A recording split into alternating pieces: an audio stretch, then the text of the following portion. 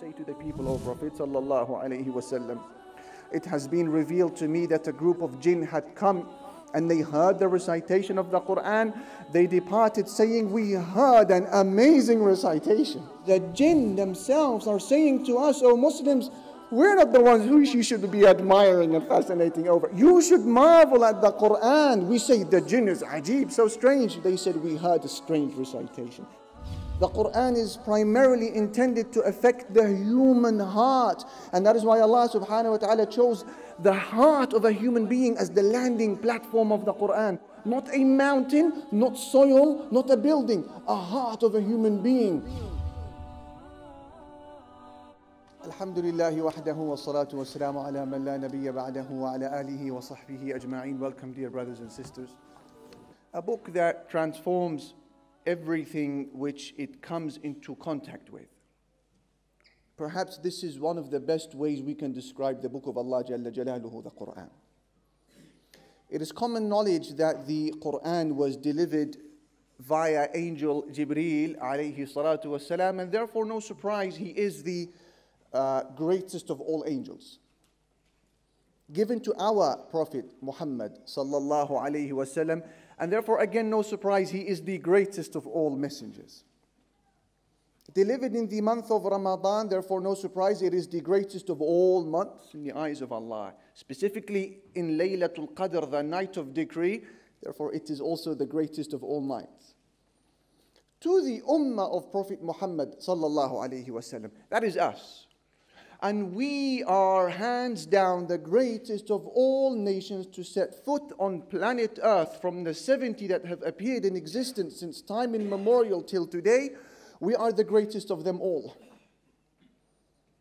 And the rule is the same.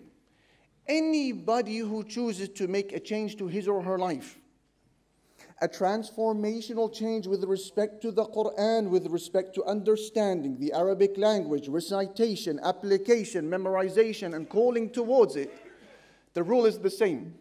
This person will be transformed by Allah subhanahu wa ta'ala into the greatest of all people.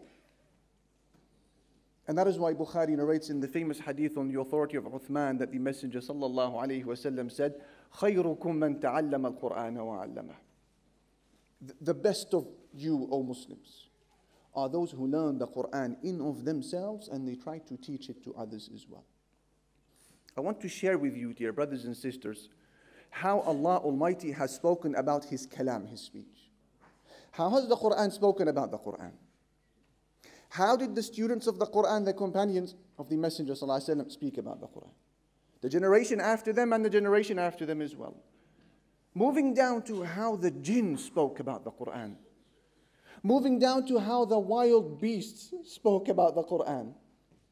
And then finally, I would like to offer you two concluding messages. First of all, how has Allah subhanahu wa ta'ala spoken about the Qur'an? For a moment, put aside all of the opinions of scholars, students of knowledge, reciters, whoever they may be, because Allah Jalla Jalaluhu will speak. How has He introduced His book to humanity? Take with me, brothers and sisters, a few of these keywords. And as you hear these words, ask yourself at the back of your mind, do you know any text in life that can be gathering of all of these traits of perfection like the ones you're about to hear today? And also ask yourself as you hear this, are there any particular traits that you're about to hear that you can live an upright life without? How has the Qur'an spoken about itself?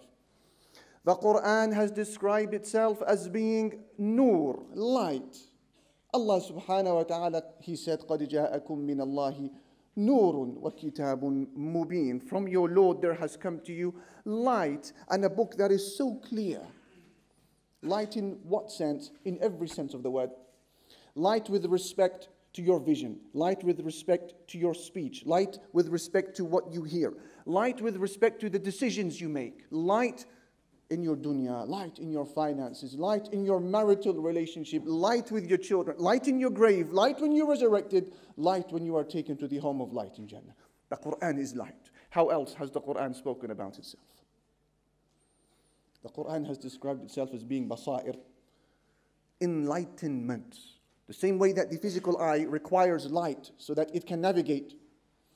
The inner eye inside of you, dear brother, dear sister, that also requires light so that it navigates between halal and haram and the sunnah and the bid'ah. It recognizes right from wrong. That inner light required for your inner eye to see is called the Qur'an. Allah subhanahu wa ta'ala, He said, قَدْ جَاءَكُمْ بَصَائِرُ مِنْ رَبِّكُمْ. Enlightenments have come to you from your Lord. How else has the Qur'an spoken about itself? It describes itself as being huda, guidance. Everyone has a suggestion to make. Everyone has an idea to posit. Everyone is saying to you, have you thought about this particular business idea? Have you considered this type of relationship? Have you seen these people and what they are doing? Paths, they are so many. Doors, they are numerous. And sometimes priorities, they are conflicting. And you're thinking to yourself, which one do I choose? The Qur'an said, هَذَا هُدَى. This book is guidance. You want to navigate your world and sail freely and safely? Allah said, this is guidance. How else has the Qur'an described itself? It has described itself as being mubin, clear. It's manifest. Unlike the words of the sorcerers, the magicians, which are vague, dark, obscure, contradictory. The Qur'an is mubin. Allah subhanahu wa ta'ala said, قَدْ جَاءَكُم مِّنَ اللَّهِ نُورٌ وَكِتَابٌ mubin. Light has come to you from your Lord, and a book that is clear. Clear in its instructions, clear in its prohibitions, clear in its commandments, clear in its predictions, clear in its threats, clear in its promises. Allahu Akbar. A book that is clear. How else has the Qur'an spoken about itself? The Qur'an describes itself as being tathbeet, a means of steadfastness. Surely you have experienced a time in your life when you feel demoralized. Maybe there are a lot of those who you may know, bubble bursters, who are looking to remove your endeavors and bring you back down to their low level. You require some sort of steadfastness. What better steadfastness can you find than in the words of Allah? Allah Almighty said, كَذَلِكَ لِنُثَبِّتَ بِهِ فُؤَادَكَ. Thus by this Qur'an we give strength to your heart. O Prophet Muhammad sallallahu alayhi wa sallam. How else has the Qur'an spoken about itself? It has described itself as being shifa. Subhanallah, how relevant. A healing, a cure. Is it a physical disease that you may be experiencing, dear brother, dear sister? Are you physically challenged in one way or another, or do you know someone who is, maybe it a spouse, a son, a daughter, a father, a mother, a neighbor, or friend? Maybe it is a spiritual illness that you are battling it out with. Maybe it's riya, insincerity, a desire to be seen by people and praised, an inability to weep under the veils of night, an inability, dear brother, to pray in congregation in the masjid or to stand up and pray and bow at night. An outward or an inward illness. Allah subhanahu wa ta'ala, He said, وَنُنَزِّلُ مِنَ الْقُرْآنِ مَا هُوَ شِفَاءٌ وَرَحْمَةٌ لِلْمُؤْمِنِينَ. We bring down from the Qur'an that which is a cure and a mercy for the believers. How else has the Qur'an spoken about itself?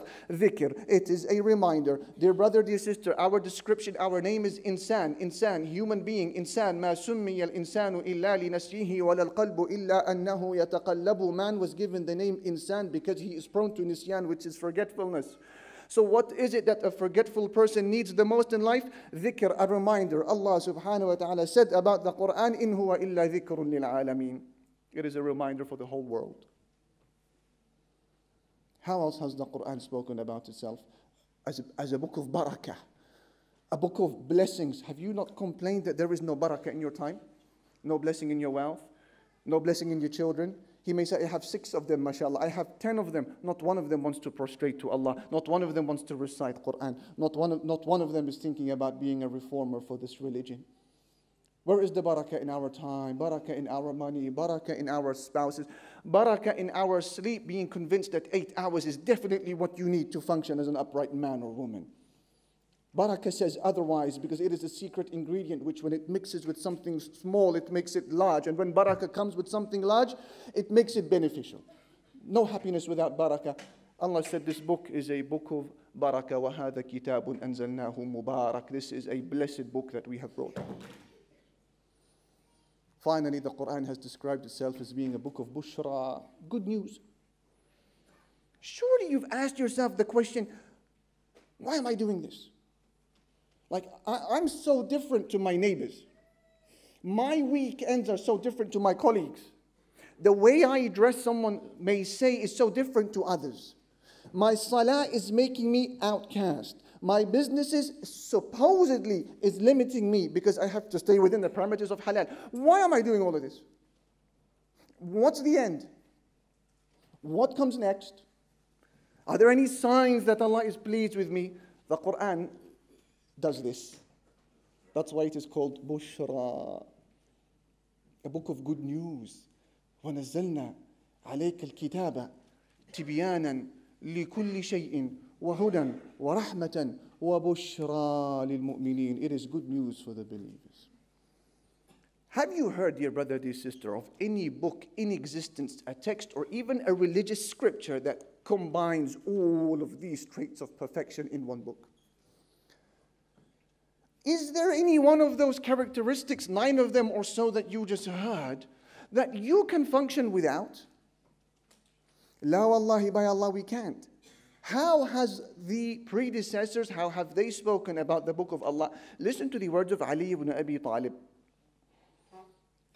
a relative of the Messenger sallallahu alaihi wasallam, one of those many companions who saw with his own eyes the revelation of the Qur'an, who lived and died upon the Qur'an. How would he describe the Qur'an? Listen to these beautiful words. Imam al-Tirmidhi narrates them in his Jami'. He said, Huwa kitabullah. It is the book of Allah. فِيهِ نَبَأُ مَا قَبْلَكُمْ. Within it is the news of the people before you. وَخَبَرُ مَا بَعْدَكُمْ. And information about things that's going to come. وَحُكْمُ مَا بَيْنَكُمْ. And it settles the disputes between you. وَحُكْمُ مَا بَيْنَكُمْ. هُوَ الْفَصْلُ لَيْسَ بِالْهَزْلِ. It is that criterion between right and wrong. And the Qur'an, he said, is not a joke. وَهُوَ الَّذِي مَنْ تَرَكَهُ مِنْ جَبَّارٍ قَسَمَهُ اللَّهُ. It is that book, whenever it is neglected by a tyrant, Allah Almighty will break him. وَمَنِ ابْتَغَى الْهُدَى فِي غَيْرِهِ أَضَلَّهُ اللَّهُ. And whoever seeks guidance in other than the Qur'an, Allah will make him go astray. فَهُوَ حَبْلُ اللَّهِ الْمَتِينَ. For it is the firm rope of Allah. وَهُوَ الذِّكْرُ الْحَكِيمُ. And it is that wise reminder from Allah. وَهُوَ الصِّرَاطُ الْمُسْتَقِيمُ. And it is the straight path of Allah. وَهُوَ الَّذِي لَا تَزِيغُ بِهِ الْأَهْوَاءُ. And it is that book which can never be distorted by desires. وَلَا تَلْتَبِسُ بِهِ الْأَلْسِنَةُ. Nor can tongues ever twist when reciting it. وَلَا يَشْبَعُ مِنْهُ الْعُلَمَاءُ. Nor do the scholars ever quench from it. وَلَا يَخْلَقُ عَنْ كَثْرَةِ الرَّدِّ. And nor does it ever become dull because of frequent repetition. وَلَا تَنْقَضِي عَجَائِبُهُ. Nor do its wonders ever cease. And then he says, وَهُوَ الَّذِي لَمْ تَنْتَهِ الْجِنُّ إِذْ سَمِعَتْهُ أَنْ قَالُوا إِنَّا سَمِعْنَا قُرْآنًا عَجَبًا. And it is that book which, when it was heard being recited by the jinn, it is that book when the jinn heard it being recited, they said, we have just heard an amazing recitation. And then he said, مَنْ قَالَ بِهِ صَدَقَ. Whoever speaks through the Qur'an has spoken the truth. مَنْ حَكَمَ بِهِ عَدَلَ. Whoever judges by the Qur'an, he is just. مَنْ عَمِلَ بِهِ أُجِرَ. Whoever acts upon the Qur'an is rewarded. مَنْ دَعَا إِلَيْهِ هُدِيَ إِلَى صِرَاطٍ مُسْتَقِيمٍ. And whoever calls to the Qur'an has been guided to a straight path. Listen to the words of Ahmad ibn Abi al-Hawari, who died in the year 200 after the Hijrah, 230. Ahmad ibn Abi al-Hawari, he would say, إِنِّي لَأَقْرَأُ الْقُرْآنَ فَأَنظُرُ فِي آيَةٍ آيَةٍ. Sometimes I recite the Qur'an and I pause at it, ayah by ayah. وَأَعْجَبُ مِنْ حُفَّاظِ الْقَوْمِ إِنِّي لَأَقْرَأُ الْقُرْآنَ فَأَنظُرُ فِي آيَةٍ آيَةٍ فَيَحَارُ عَقْلِي فِيهَا. Which baffles my mind. وأعجب من حفاظ القرآن كيف يهنيهم النوم ويسيغهم أن يشتغلوا بشيء من الدنيا وهم يتلون كلام الرحمن. And I am amazed, he said, when I think about those men and women who have memorized the Qur'an. How is it that they are able to sleep at night? And how is it that they can do anything else in life? when they are reciting the words of Ar-Rahman, Allah subhanahu wa ta'ala. He said, أَمَا إِنَّهُمْ لَوْ فَهِمُوا مَا قَالُوا وَتَلَذَّذُوا بِهِ وَاسْتَحَلُّوا الْمُنَاجَاةَ لَذَهَبَ عَنْهُمُ النَّوْمُ فَرَحًا بِمَا رُزِقُوا وَوُفِّقُوا. He said, by Allah, if they realized what they were reciting, and they appreciated who was the one who sent it, and they experienced the sweetness of praying at night and calling upon Allah, using it, all sleep would depart from their eyes because of the happiness that Allah Almighty has gifted them with. Malik ibn Dinar from the Tabi'in, who died year 127 after the Hijrah, he said about the Qur'an, أقسم لكم بالله لا يؤمن أحد بهذا القرآن إلا صدع قلبه. He said, by Allah, I swear, anybody who truly appreciates the nature of the Qur'an will find his heart crumbling to pieces because of amazement. Allahu Akbar. And then you look at the scholars who dedicated their whole lives to the Qur'an. What were their final words before they died? Their words were sighs of regret. We wish we didn't waste our time with other than the Book of Allah. They were scholars of the Qur'an, dear brothers and sisters. Look at their last words. Imam Sufyan al-Thawri, the great Imam of Hadith, who filled the whole world with his knowledge, what were some of his last words before he died? He said, لَيْتَنِي كُنْتُ اقْتَصَرْتُ عَلَى مَعَانِي الْقُرْآنِ. I wish I had limited my whole life to the Qur'an. Look at the words of Imam Ibn Taymiyyah rahmatullahi alayhi before he died. And Shaykh al-Islam Ibn Taymiyyah, I think, requires little introduction. In fact, if you wanted to summarize him in 2 words, you would say رَجُلٌ قُرْآنِي. He is a man of the Qur'an. In the normal day-to-day circumstance, he would finish the recitation of the Qur'an from cover to cover once every 10 days. When he was thrown in the cell and he was behind bars, he would recite the Qur'an cover to cover once every 3 days. In fact, when you would read his fatawa, his verdicts, you'd think that this Qur'an must be hundreds of volumes. If you had no idea, you've never seen the Qur'an, and you just read his works, you think this Qur'an that he is quoting so much, it must be hundreds of volumes, because he's always saying, Allah said, and Allah said, and Allah said, and Allah said. When he was in the cell, he died reciting the Qur'an, finished the recitation of the Qur'an 80 times in jail. And when he got to the 81st recitation of the Qur'an, he was only able to recite this ayah, and he died shortly after it, where Allah subhanahu wa ta'ala said, إِنَّ الْمُتَّقِينَ فِي جَنَّاتٍ وَنَهَرٍ. Indeed, the righteous people will be in gardens and springs. May Allah make us amongst them. Then the ayah after it, في مقعد صدق عند مليك مقتدر.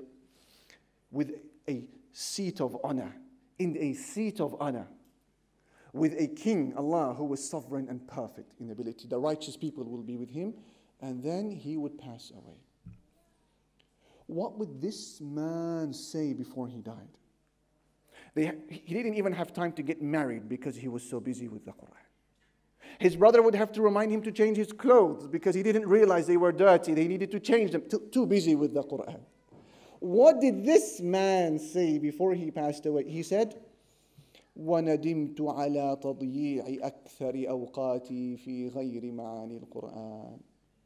I have regretted, he said, wasting my life on other than the meanings of the Qur'an. La ilaha illallah. What is even more amazing, dear brothers and sisters, these words of praise and admiration leveled at Allah Jalla Jalaluhu's book were not limited to prophets, companions, tabi'een, second generation Muslims, and scholars. These words of praise also extended to the jinn kind. Our Messenger sallallahu alaihi wasallam was coming back from Ta'if, as you know, after they hosted him in the cruelest way that a human being could host another human being, let alone host a prophet from Allah. They launched stones at him, they made his ankles bleed, he was rejected in the harshest of ways. And as he was coming back, he was praying to Allah Almighty at night. There was always time to recite the Qur'an according to him, alayhi salatu wassalam. And little did he know at the time that the spirits had come around him to hear the recitation of Allah Almighty. And he had no idea if it wasn't for the fact that Allah told him through revelation. So Allah gave him the ayah, قُلْ أُوحِيَ إِلَيْهِ أنه استمع نفر من الجن فقالوا إنا سمعنا قرآنا عجبا. Say to the people, O Prophet sallallahu alayhi wasallam, it has been revealed to me that a group of jinn had come and they heard the recitation of the Qur'an. They departed saying, we heard an amazing recitation. If this lecture today was about jinn, spooky jinn encounters, let's be honest here, yeah? We'd be struggling for chairs. We'd need to open up the back and the sides as well. We are, by our nature as human beings, very interested in the jinn and how they function. Yet the jinn themselves are saying to us, oh Muslims, we're not the ones who you should be admiring and fascinating over. You should marvel at the Qur'an. We say the jinn is ajib, so strange. They said we heard a strange recitation. That is where amazement should be. In fact, Ahmad narrating his musnad that the Messenger sallallahu alaihi wasallam told us of a man, a shepherd, tending to his flock, when a wolf came, confiscated one of the sheep and ran away with it. The shepherd managed to run after the wolf and he managed to salvage his sheep and rescued it. The wolf turned back, sat on its tail, and it said, why are you taking away from me rizq, a provision that Allah sent my way? The man said, Subhanallah, a wolf who speaks? And then the wolf said something amazing to him. The wolf now was about to rearrange the amazement priorities in his life. The wolf said to him, أَلَا أُخْبِرُكَ بِأَعْجَبَ مِنْ ذَلِكَ. Shall I not tell you something even more amazing than me speaking? He said, Muhammadun sallallahu alayhi wa sallam biyathrib yukhbiru an-nasa bi-anba'i ma qad sabaq. He said, Muhammad sallallahu alayhi wa sallam in Medina, telling people about the news of the people of the past, that is even more amazing. We love the stories of jinn. And a story of an animal that spoke baffles us, yet according to both of them, they say, no, it is the book of Allah that deserves this amazement. Have you appreciated, dear brother, dear sister? Have you thought about the reality of this book that you have in your pocket as an application, or as a book in your bag? Have you thought about what it means to have the words of Allah Almighty, the efforts that we make to look beyond existence, beyond the universe, to discover things, although we have a book that has discovered us, which is extraterrestrial? Have you appreciated, dear brother, dear sister, the nature of the book that you have with you? I would like to offer two concluding messages as promised earlier. The first of those messages is Akhi al-Karim, Ukhti al-Karima, dear brothers and sisters, beginning with the one speaking with you today. Try your level best to make some space in your heart for the Qur'an. I don't doubt that many will sign up to this amazing institute by the end of the evening. And I have no doubt that some of us are making an active effort to learn the recitation of the Qur'an one way or another and trying to memorize it as well. The question here is different. There are locks upon the heart, sins that prevent the heart from benefiting it. Just actually 2 days ago, there was a brother who was a reformed drug dealer, big time brother from Bradford, moved to our city in Cardiff, and alhamdulillah, Allah removed all of this falsehood from him. He said, but one thing that is troubling me is the sheer amount of brothers who are praying with us, who are attending the classes, and some of them are memorizers of the Qur'an, yet they're still in the industry wholeheartedly. How come? This is what we are saying. The heart is not yet ready for the Qur'an. There are hurdles, there are obstacles. The same way that light is primarily intended to benefit the eye and sound primarily affects the ear. Similarly, the Qur'an is primarily intended to affect the human heart. And that is why Allah subhanahu wa ta'ala chose the heart of a human being as the landing platform of the Qur'an. Not a mountain, not soil, not a building. A heart of a human being. Allah said, وَإِنَّهُ لَتَنزِيلُ رَبِّ الْعَالَمِينَ. This Qur'an is the revelation from the Lord of the worlds. نزل به الروح الأمين. The trustworthy spirit brought it down. Jibreel, على قلبك. Upon your heart, O Prophet Muhammad sallallahu alayhi wa sallam. The heart was chosen as the landing platform of the heart, of the Qur'an. But if the heart is not ready to receive it, the fruits of Iman cannot grow. You recite and the Qur'an pushes you further and further away from Allah. Yes, according to the Qur'an can do that. Take pure water and pour it in an unclean glass, see what happens to the water. And that is why he was wrestled by two angels, as you know, shortly before he became a prophet. As a child, wrestled to the ground, opened up, physically, not metaphorically. His heart was removed from his chest. The heart was then opened up. The portion of shaitan, harm, was removed. It was sealed, placed back into his chest. And then he was stitched up. Anas said we could see the signs of the stitches on his torso. He needed that type of preparation before the Qur'an would come to him. And similarly, the rule is the same for you and I. The heart has to go through major changes. Identify those locks, Akhil Karim, Ukhtil Karima. Identify those locks and open up. And don't deprive yourself from the Qur'an and what it has to offer. That lock has many different shapes. One of the shapes of those locks is the dress. A dress that is not pleasing to Allah. That is a lock that requires opening up. Sometimes it may be a business transaction that you know is doubtful, to say the least, that requires opening up. That lock could be a private relationship that you're in. Conversations that keep coming to you which you don't reject.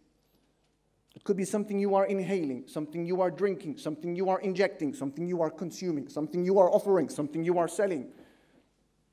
These locks require identifying, and when you find them, open them up using the key of istighfar, astaghfirullah, astaghfirullah, astaghfirullah. And then watch how the Qur'an will allow the fruits of Iman to grow in my heart and yours as well. And that is why Imam al-Zarkashi, he said beautiful words in his Burhan, summarizing everything you just heard. He said, وَاعْلَمْ أَنَّهُ لَا يَحْصُلُ لِلنَّاظِرِ فَهْمُ مَعَانِي الْوَحْيِ حَقِيقَةً وَلَا يَظْهَرُ لَهُ أَسْرَارُ الْعِلْمِ مِنْ غَيْبِ الْمَعْرِفَةِ وَفِي قَلْبِهِ بِدْعَةٌ أَوْ إِصْرَارٌ عَلَى ذَنْبٍ. He said, realize that the reciter of the Qur'an can never benefit from the book of Allah, nor will the secrets of knowledge be opened up for him whilst his heart is home to an innovation or a sin that he is insisting upon. Look deep, brothers and sisters, soul searching at this moment in time as you hear me speak now. What is that sin that may be holding you back from enjoying the happiest days of your life with the book of Allah? It's there. Identify it and open it. Say, Astaghfirullah, never again. Make that be your slogan or your motto this evening. Never again. And allow the Qur'an to do what it is designed to do by Allah subhanahu wa ta'ala upon my heart and yours. This is the first message. Identify the hurdle and remove it.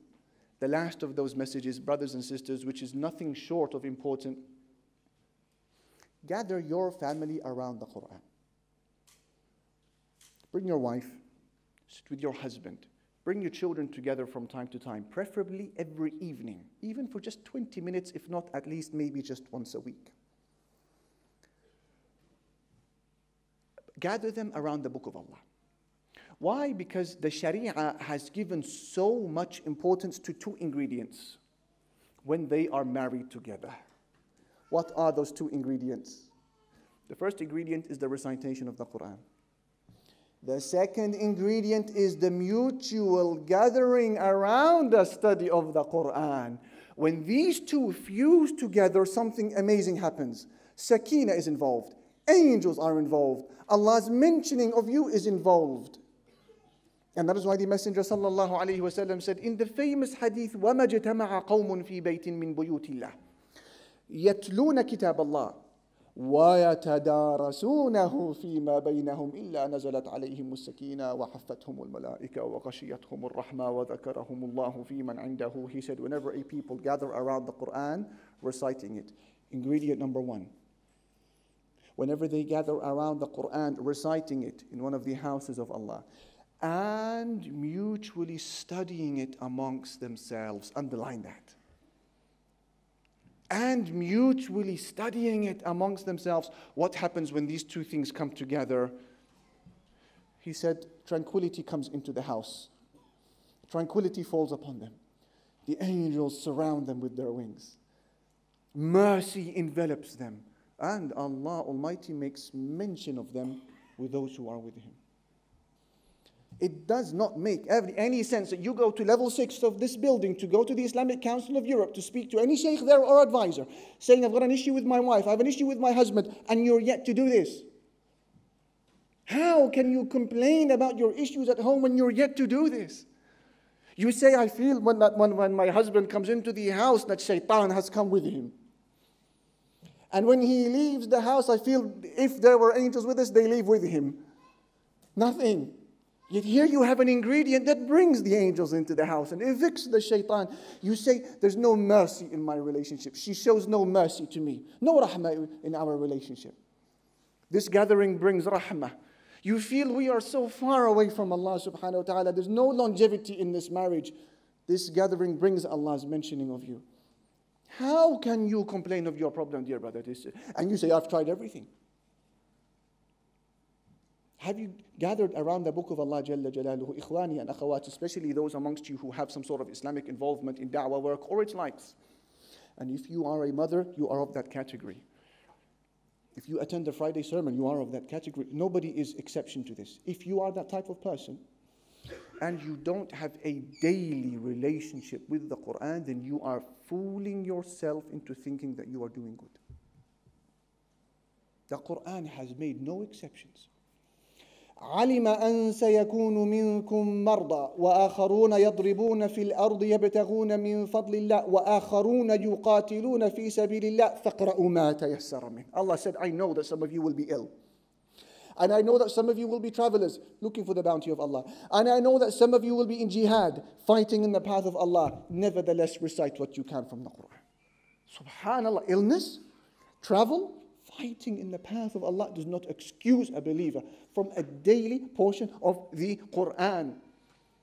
20 minutes a day of the recitation of the Qur'an, and I can promise you, dear brother, dear sister, that you will see a tangible change in your entire life. In your economics, your business, in your children, in your ability to sleep at night, in your mental well-being, in your eagerness to be a practicing Muslim. Something as small as 20 minutes. You will see a change in your life. Gather your family around the book of Allah. Gather your students around the book of Allah once a week, minimally, or something to that effect, and see the change. And I remember seeing the video of a Moroccan couple, old man, old woman, and they were both memorizers of the Qur'an. And she would recite Qur'an, he would listen and correct her recitation. And then when she'd finish, he'd pick up and continue reciting, and she would correct his recitation. See, because they invested in themselves and in the book of Allah Almighty when they were young, now in their latter years of their life, as they wait for the angel of death, it's just cruise control, enjoying their life with the Qur'an, no problem, because they made an effort today. But if you hit the age of 30, 40, 50, and you're still making basic mistakes when reciting the book of Allah Almighty, whilst you have the mechanisms to improve, then you are not excused. Akhil Kareem, Ukhtil Kareema, these were the two bits of advice I wanted to share with you. These are the gatherings that will bring sakina upon a house that is fractured, that will erase the sins of a sinner, that will illuminate the grave of a Muslim, and will take him or her by their hand and guide them to the highest grades in Jannah. Don't, dear brother, dear sister, deprive yourself of an abundant share of the Qur'an, and if not already, make this the moment in your life when you make the necessary changes. Wa sallallahu ala nabiyyina Muhammad walhamdulillahi rabbil alamin.